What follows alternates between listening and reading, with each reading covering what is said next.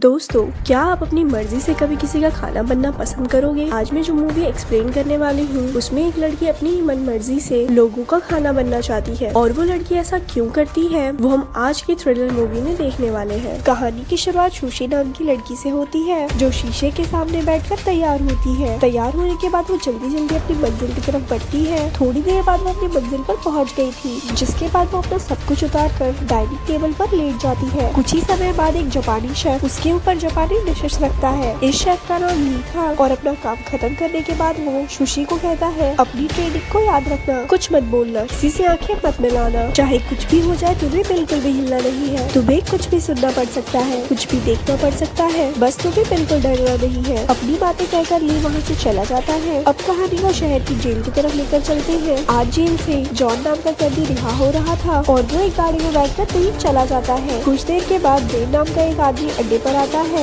ये अड्डा मार्टिन का था और वो अपने दोस्त ब्रेन का अपने अड्डे पर स्वागत करता है। मार्टिन अपने अड्डे पर आज एक डिनर पार्टी कर रहा था। वो अपने मेहमानों को जापानी डिशेस खिलाना चाहता था। सुशी भी मार्टिन के अड्डे पर लेटी हुई थी, जिसके ऊपर अलग अलग डिशेस पड़े हुए थे। सुशी को देखकर ब्रेन मार्टिन से पूछता है कि ये लड़की यहाँ पर क्या कर रही है। ये सुनकर मार्टिन उससे कहता है मैं डिनर को स्पेशल बनाना चाहता था। ये लड़की फूड ट्रे का रोल निभा रही है और इसके ऊपर खाने वाली डिशेस रखी हुई है। ब्रेन समझ गया था कि लड़की का यहाँ कोई काम नहीं, वो तो सिर्फ शोपीस की तरह लेटी रहेगी। इसी दौरान दूसरा मेहमान आता है जिसका नाम मैक्स था। मार्टिन ने उसे भी डिनर पर बुलाया था और वो उसका भी स्वागत करता है। मैक्स के बाद तीसरा मेहमान आता है और तीसरे का नाम फ्रैंक था। सभी मेहमान मार्टिन की फूड ट्रे देखकर बहुत हैरान थे जिसके ऊपर डिशेस रखी थी। आखिर में जॉन भी मार्टिन के अड्डे पर आता है और वो यहाँ आने वाला आखिरी मेहमान था। जॉन थोड़ी देर पहले ही जेल से रिहा हुआ था और रिहा होने के बाद सीधा वो यहीं पहुँचा था। दरअसल ये सभी लोग मार्टिन के गैंग में काम करते थे और मार्टिन के बुलाने पर ही यहाँ आए थे। जल्द ही सभी मेहमान डाइनिंग टेबल पर बैठ जाते हैं, जिसके बाद मार्टिन उनसे कहता है पूरे 6 साल बाद हम इकट्ठे हुए हैं। आज जॉन पूरे 6 साल बाद रिहा हुआ है और ये डिनर उसी की खुशी में है। मेरे शेफ ली ने हमारे डिनर का इंतजाम किया है और मुझे उम्मीद है कि हम सबको ये डिशेस पसंद आएगी। मगर छोटे छोटे बातों पर गुस्सा करने वाले मैक्स को उसकी बातें पसंद नहीं आ रही थी। वो चाहता था कि मार्टिन सीधे काम की बात करे। अब मार्टिन जॉन से कहता है 6 साल पहले हम सभी ने हीरे लूटे थे और आज हम आपस में उन्हें बांटना चाहते हैं। उसकी बात सुनकर जॉन कहता है मेरे पास ये नहीं है। लूट के वक्त तुम लोग भाग गए थे और मुझे पुलिस ने पकड़ लिया था। मुझे नहीं पता वो हीरे कहाँ हैं। ये सुनकर मार्टिन को गुस्सा आ गया था, लेकिन हालातों को संभालते हुए रिंग जॉन से कहता है वो हीरे तुम्हारे बैग में थे। इस पर जॉन कहता है वो बैग तो पुलिस ने छीन लिया था, मुझे नहीं पता वो बैग कहाँ है। जॉन की बात पर कोई यकीन नहीं कर रहा था, जिसके बाद मार्टिन ट्रेन को इशारा करता है। उसका इशारा समझकर ट्रेन अपनी टूल किट निकाल लेता है, जिसे देखकर जॉन बहुत डर गया था। दरअसल 6 साल पहले मार्टिन और उसके साथियों ने हीरो की डकैती करी थी। डकैती के बाद ये लोग एक वैन में भाग रहे थे और इसी दौरान हरे रंग की एक गाड़ी इनकी वैन से टकराती है। इस टक्कर ने सभी को जख्मी कर दिया था। हरे रंग की गाड़ी से सैम नाम का लड़का बाहर निकलता है, जिसे ज्यादा चोट नहीं लगी थी।